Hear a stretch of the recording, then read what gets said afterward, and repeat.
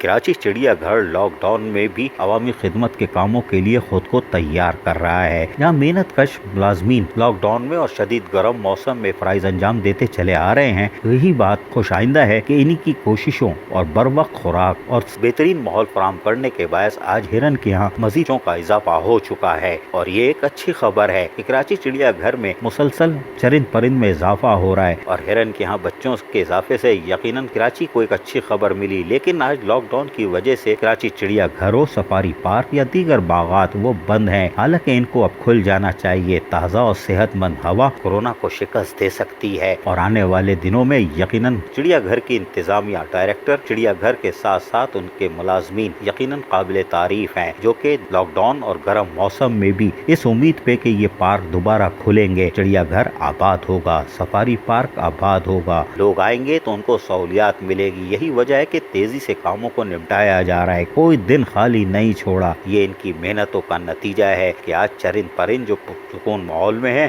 ان کی افزائشوں میں اضافہ ہو رہا ہے۔ یہ کراچی سے ایک اچھی خبر ہے۔ عزیز عارف، KBS بلدیاتی نیوز، کراچی۔